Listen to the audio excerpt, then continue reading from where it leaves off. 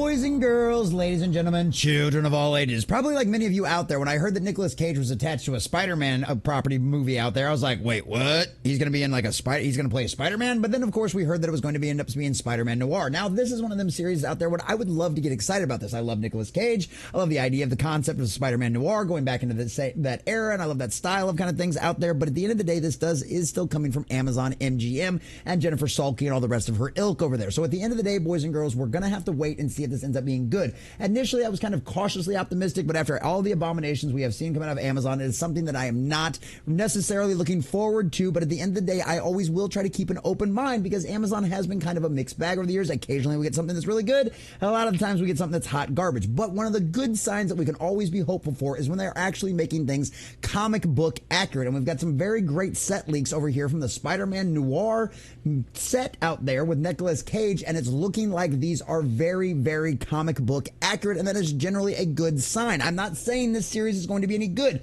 I'm not saying it's worth giving you any kind of time or credence to actually go out there and give this show a shot. Not until those of us out there that we trust in the review circles actually watch it and let us know. But at the end of the day, this is at least a good sign that they're not trying to completely and totally reimagine the character of what we have seen so many times. So we're going to share this article from cosmicbook.news, show you all the juicy details of what these set leaks look like and how accurate the character looks to what we've seen in the source material. But before we do, if you do enjoy our content, hit that like button, share with all your friends, and subscribe or follow if you have not already, boys and girls, because we are grinding, we are growing, and I could not do that without every single one of you. Also, leave us a comment in the section down below. Let us know what you think about this. Does this give you more encouragement, or are you going to go ahead and just stay completely and totally clear of this thing until you actually hear from some reliable sources actually if this is good or not?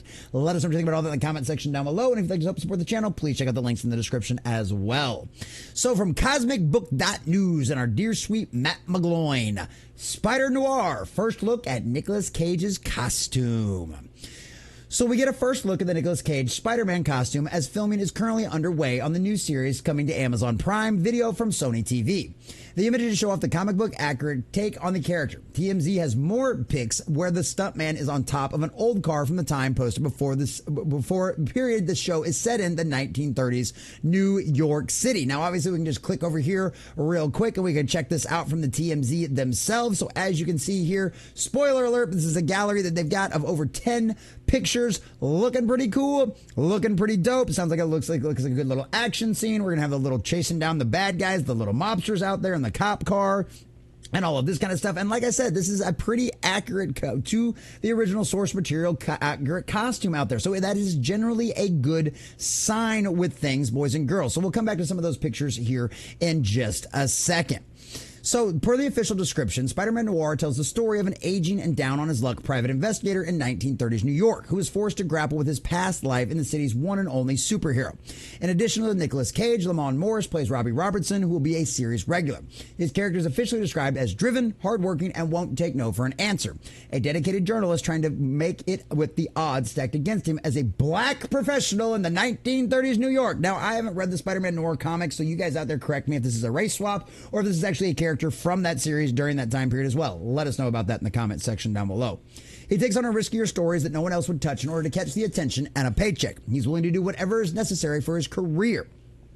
So it also got a bunch of other people in it as well. A previous description also offers the series follows an older, grizzled superhero in the 1930s New York City, and the show has also been set to be in its own universe that involves an alternate Spider-Man character who is not Peter Parker. The alternate version of Spider-Man emerges in a version of New York during the Great Depression. So that is kind of the storyline of where they're going with on all of this kind of stuff.